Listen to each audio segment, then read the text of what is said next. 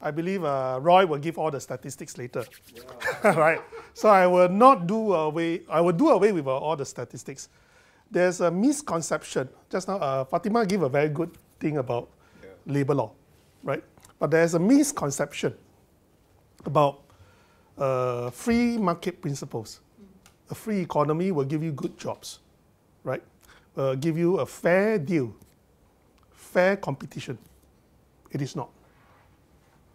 Because I'm an econs grad, right? I study econs. Let me go into the macro. Why we are facing income inequality? Now, economics is a study of human behavior, right? Why it is so? I have a very different perspective about economics. It is a study of a human behavior, how you react in an economic setting, right, when a certain policies are changed. That's economics, a study of economics. And we are overwhelmed by the capitalist kind of economics, right? The first question you have to ask in this forum is income inequality unavoidable? Anybody? Now, it is unavoidable if we are going to be a free market principle, a market. Why? Now, free market principles in the capitalist system is free mobility of capital, free mobility of labor, right? These two things are very important. Of course, free mobility of goods. These are the three main principles of our economic system in capitalism.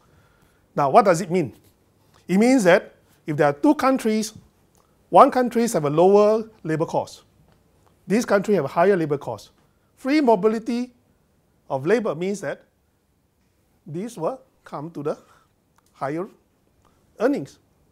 You will have to allow them to go in so that you achieve what we call the economic efficiency, to maximize profit. But maximize profit to who? The capitalist. The one who owns the company. The ones who own the capital. That is a concept of capitalism.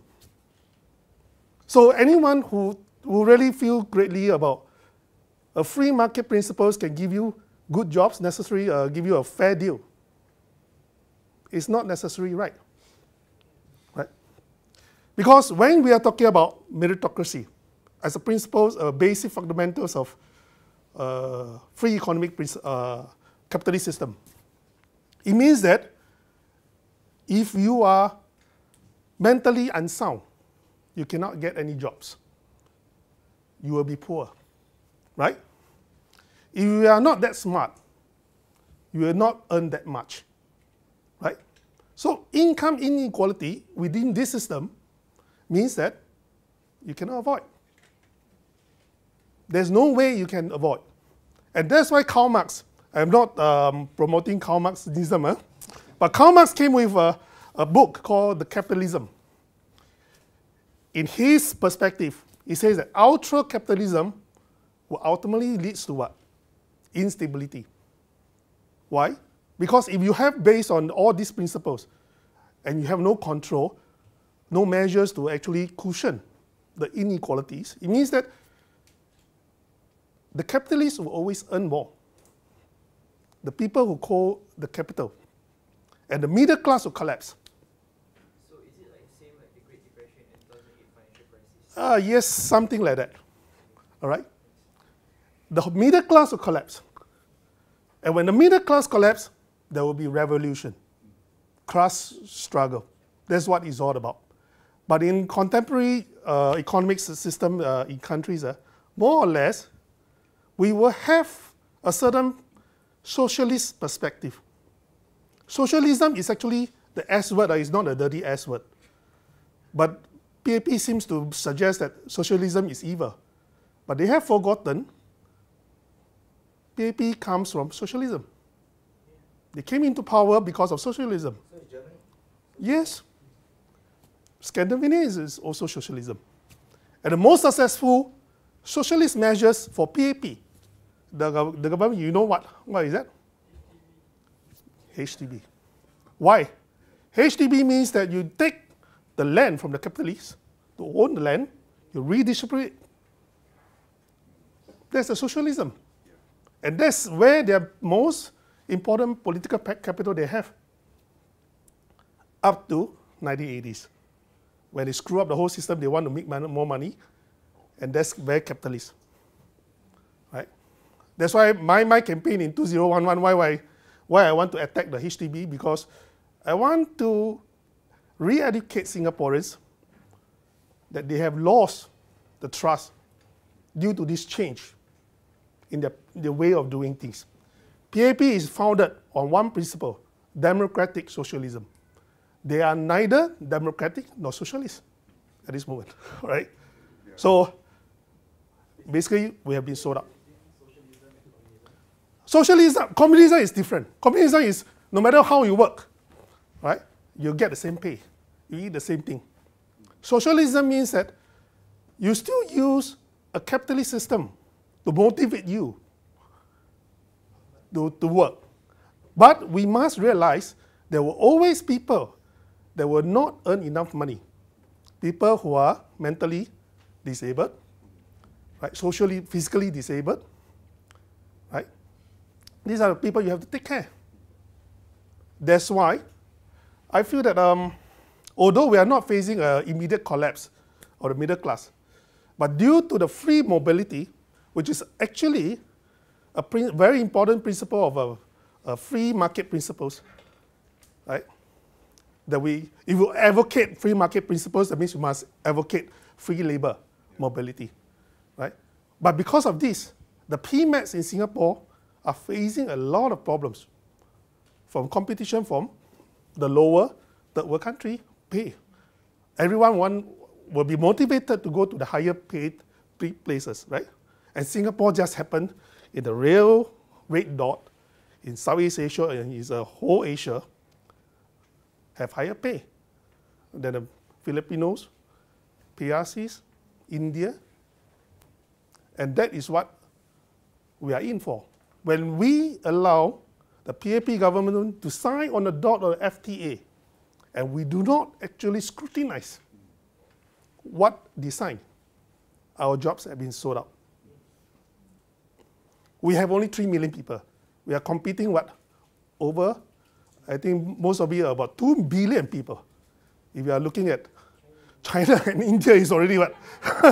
Right? It's already 2 billion people. How are we going to compete? From the macro perspective, that is what is happening in Singapore. Right? Now, I'm not going to deal with more on labor law, because Fatimah have gone through it very well. I'm going to talk about the problems of capitalism. Now, even the pure capitalists, which sell you the idea that you will be fairly treated, you have a fair mechanism where you compete for jobs. But that doesn't work. Why?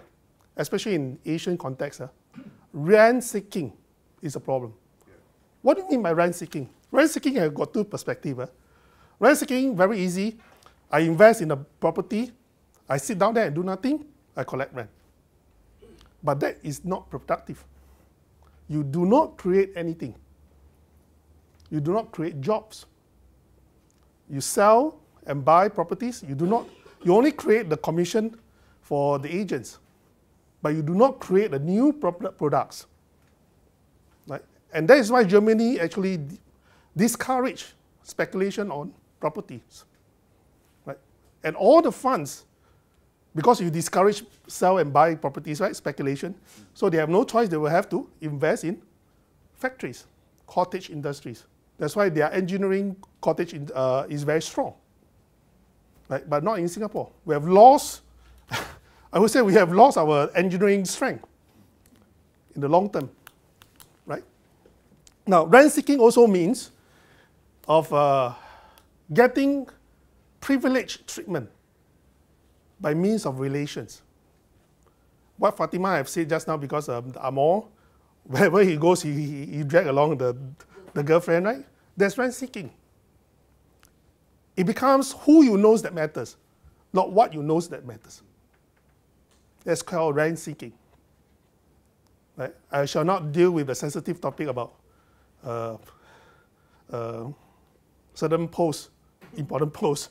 But this rent seeking, if you go to the max, it will become what? Cronies. You will give jobs, give contracts to only people that you know. And that's conflict interest.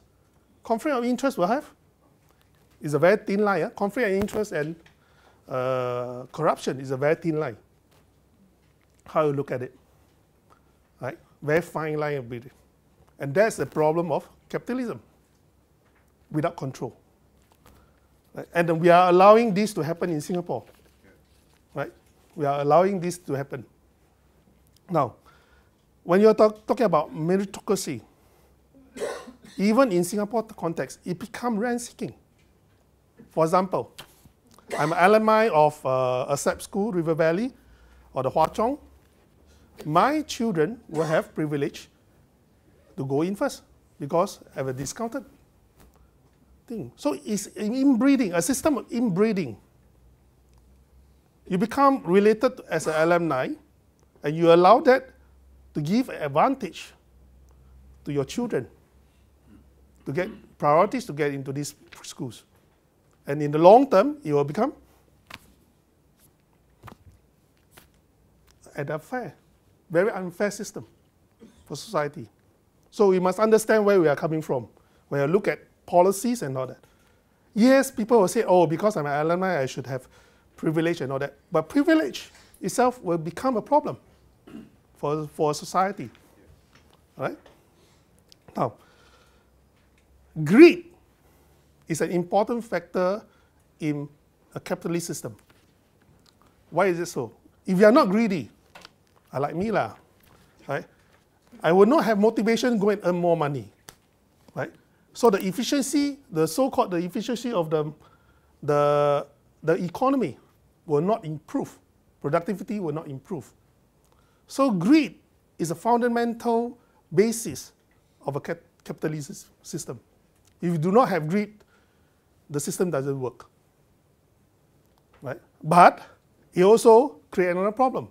When you're too greedy, when the boss are too greedy, you start to exploit people. I'll show you one example. Just a few days ago, I went for a house visit for the really poor, right? Then while I was leaving, I met an Indian, ex-convict, right? He was saying that he has worked for 8 months as a sweeper, right? Just downstairs. How nice. You don't need to pay transport fees, right? You just work there. I said, then why did you stop? He says, because they changed the contractors. I asked, how much do you earn? He said, $600 per month.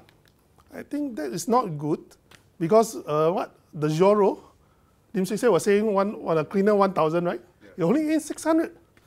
Then I said, why did the new contractors doesn't want to have you? He said, oh, they look for the Bangla, right? The foreign workers, and replace them. I asked, how many replace? Oh, 1 Indian and 5 Malays. And we allow this to happen. MOM actually allows that to happen. Right? And I was thinking, as the boss, if you are a boss of the contract, you are the contractor, how much can you earn from 600? How much do you pay with a workers' levy and all that to the new sweepers? For that, maybe $1,000 additional per month. And you are going to cause hardship to 6 people and 6 families. This is greed. When you have greed, right, uncontrollable greed, you cause problem, income inequality, because you start exploiting people, right? So, people become selfish. You know, in the 70s, when I was living in a 1-room flat, 2-room flat, we open our doors at night also. when it's hot. We share our food. Do you ever do that now? We have been cultivating what is ours and what is not. So the mindset of sharing as a population has been eroded. Materialism, right? This is also a problem of a capitalist system when you go through it. When the government of the day keep talking about money with you, each cent and that's GST and all that, then you say, why should I care? Right? Each to his own. And a socialist system can only work when all the people within the system things alike, the core values, right? But we lost it. Why the Scandinavian countries can work? They are still top of the most competitive, despite of the fact that they share.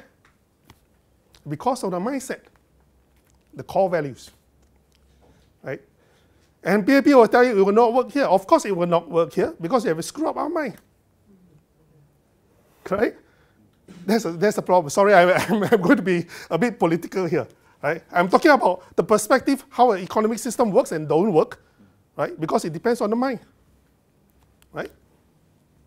Now, PAP will always have this thing they call, if you give too much, they will become lazy. Why would you think that, right? When a person comes to you every MPS every week, you assume that because he's lazy, he's begging for money from you.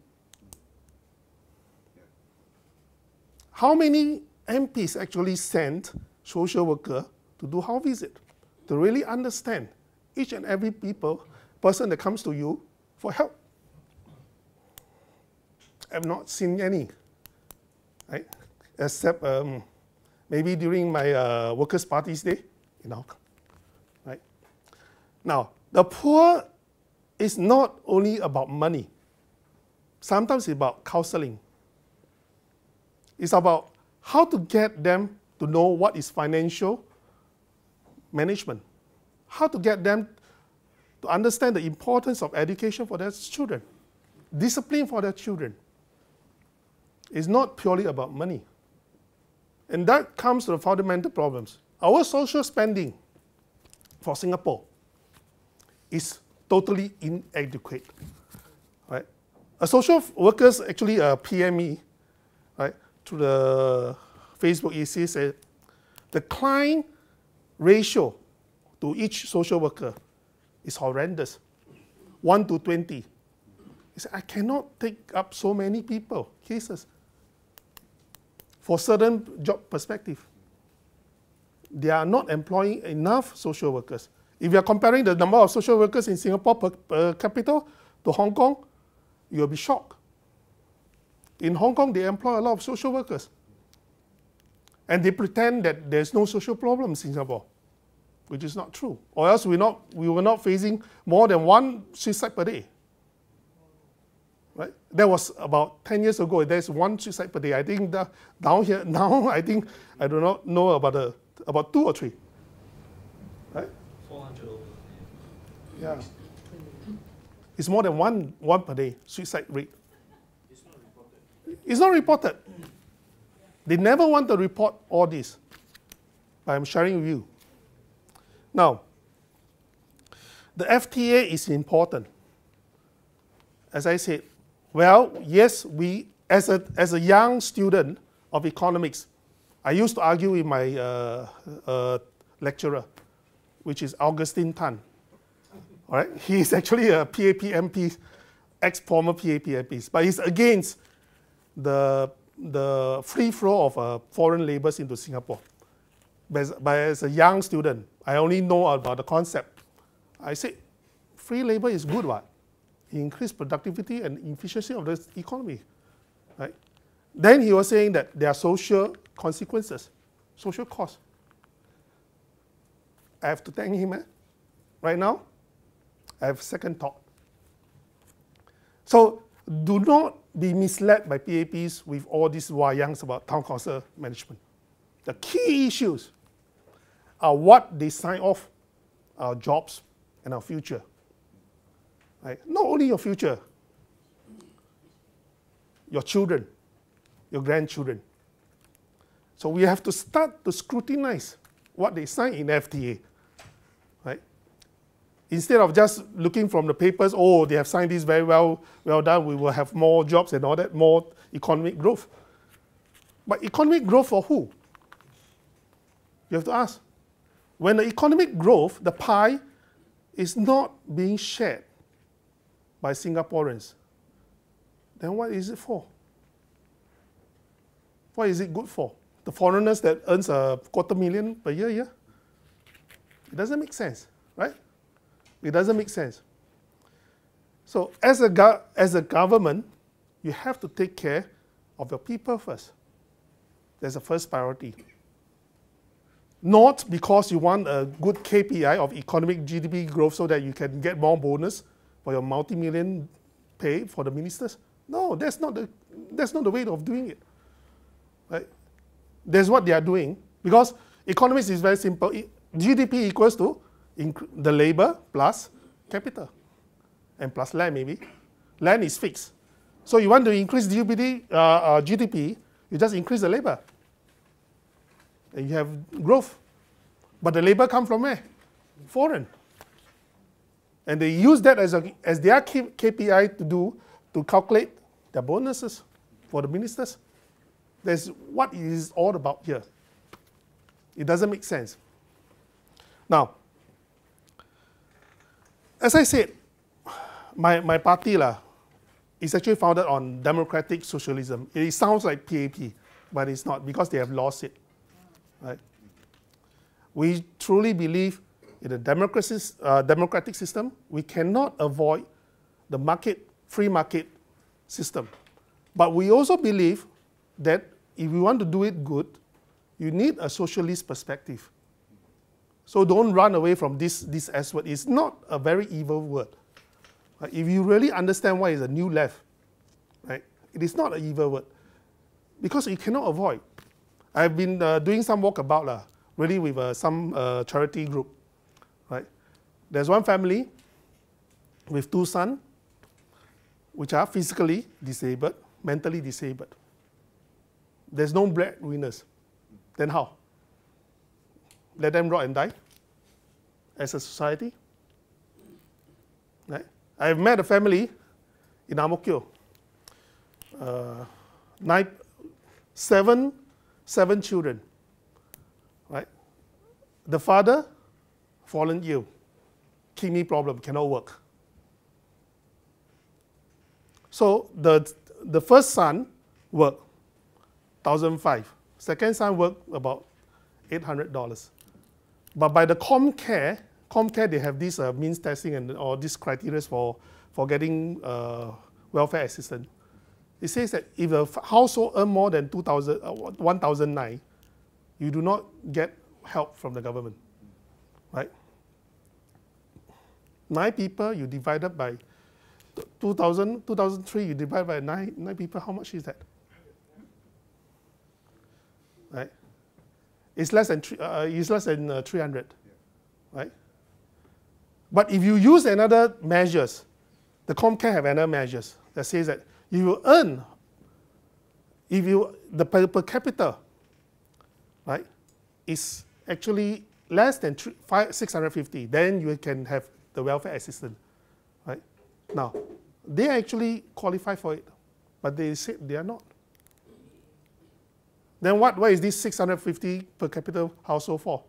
It's for those single person who live alone. Right? If he earns 700, then he say you are not qualified, although he's earned less than 1,009 per household. They play with the figures. They just do not want to spend the money. This is the government. Very stingy government. Right? And we allow it to happen. Yeah. Right? So, what can we do as a people? We need a new contract with the government of the day. Social contract.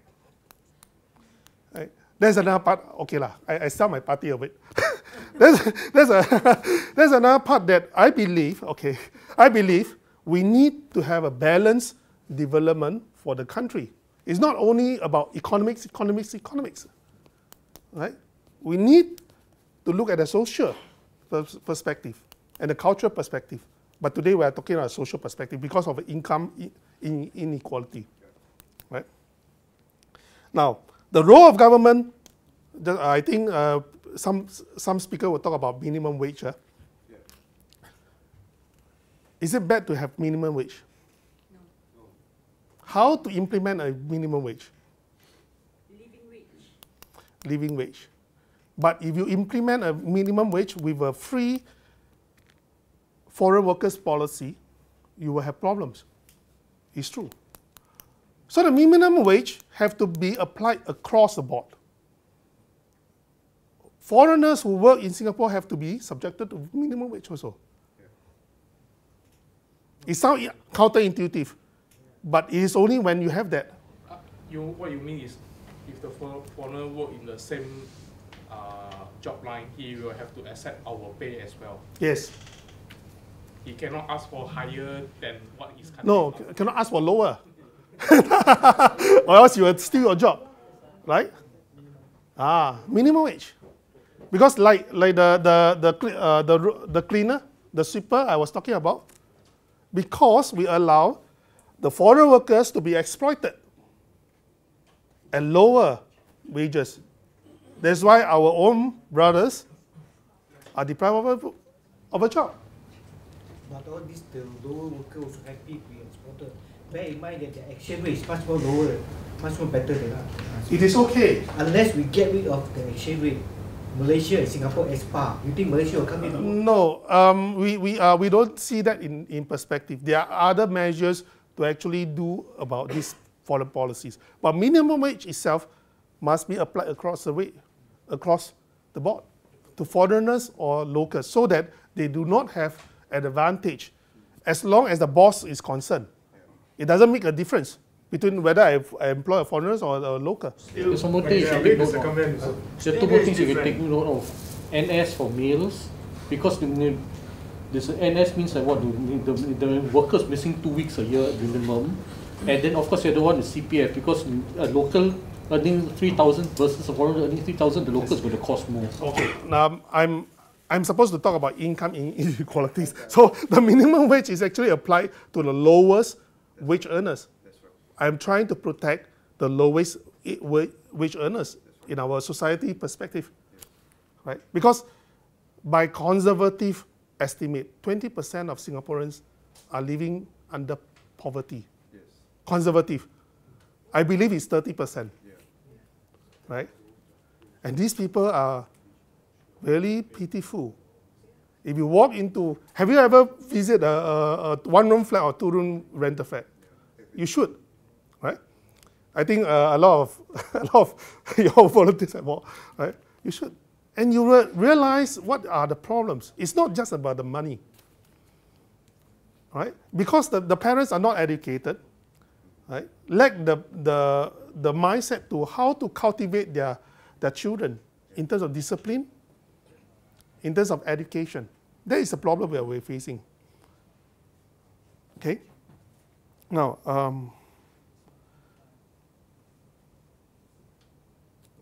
to add on to the labor law, I think I'm more covered about the social spending part, that we need more handouts. Not only the handouts, we need more social workers.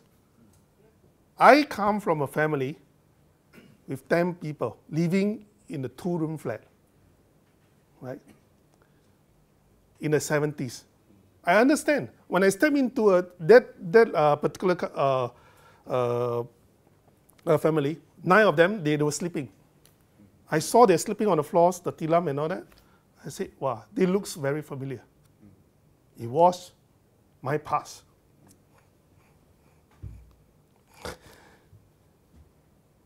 But my family cultivates the notion of discipline and hard work. My families back then can be illegal workers, hawkers. I can help my mother to be I'm the youngest illegal hawkers, right? To sell nasi lemak and kueh, right? We can survive, but now they can't, right? Yeah, now they can't. For us, even when we are young, back then we are very poor, right? My father is a taxi driver, still not enough to feed 10 of us. We still can earn a living by being illegal workers, hawkers, right? Now cannot. You cannot do it. You don't pay license, you don't get even self-issue.